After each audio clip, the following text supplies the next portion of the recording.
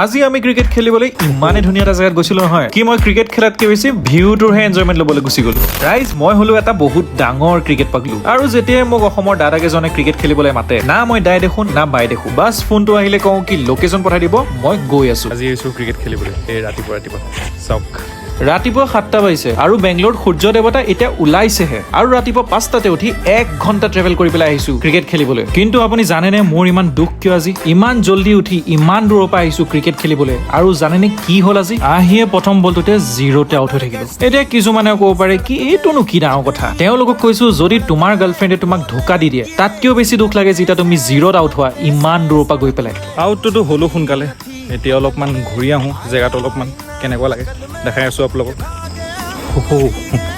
আৰু ৰাইজ জেগাটো চাওক না, কি মজা জেগা। আবেলি যদি আহি ইয়াত অলপমান বহিব পাৰি আৰু কি লাগেনো লাইফত। চৰাই এনে হাঁহে ধৰিব পৰা নাই, কিন্তু সিহঁতক দেখি মোৰো অলপমান সাঁতৰিবলৈ মন গুচি গৈছিলে। জেগাটো বঢ়িয়া আছে কিন্তু দেই। পুখুৰীটোৰ নিচেই কাষত আমাৰ গ্ৰাউণ্ডখন আৰু তাতে আমাৰ টিমৰ প্লেয়াৰ্ছবোৰে যুদ্ধ লাগি আছে, মানে ক্ৰিকেটৰ। আৰু ৰাস্তাতে আকৌ মোৰ নতুন বন্ধু এটা লগ পালো।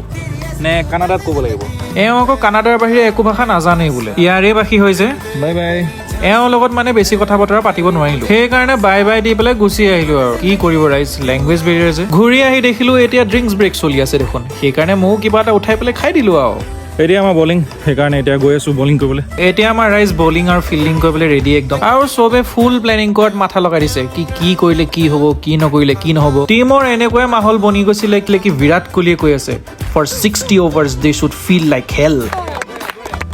এতিয়া ফুল মটিভেটেড হৈ পেলাই আমি গ্ৰাউণ্ডত নামি গলো। প্ৰথমতে আমাৰ বলাৰ বল চুবই পৰা নাছিলে অপনেণ্ট টিমে, আৰু লাহেকে মোৰো অভাৰ এটা পেলাই দিলো। আৰু দিয়ক ৰাইজ দেখিছে চুবই পৰা নাই মোৰ বল, গোটেইডালেকে ইণ্ডিয়ান টিমৰ বুমৰাই একে আৰু। কিন্তু লাষ্টত মানে অকমান পিটি দিলে ইহঁতে, সেইটো কাৰণে অলপমান অৱস্থা বেয়া হৈ গ'ল আমাৰ। কিন্তু তেওঁ আমি অলপ ৰানতহে হাৰিছো। হাৰা জিকাটো হৈয়ে থাকে, সদায়তো জিকিব নোৱাৰো ন। কিন্তু কি জানে ৰাইজ, এইবোৰ মটিভেশ্যনে কাম নিদিয়ে যেতিয়া আপুনি আপোনাৰ প্ৰিয় খেলখন হাৰি যায়। কৈছিলো নহয় ব্ৰেকআপত কিয় বেছি দুখ লাগে বুলি। এতিয়া চবে দুখ মনেৰে খেলখন হাৰি পেলাই ঘৰলৈ ওলাই দিলে। আৰু দিয়ক ময়ো যাওঁ, পিছে লগ পাম নেক্সট ভিডিঅ'ত, তেতিয়ালৈকে বাই বাই।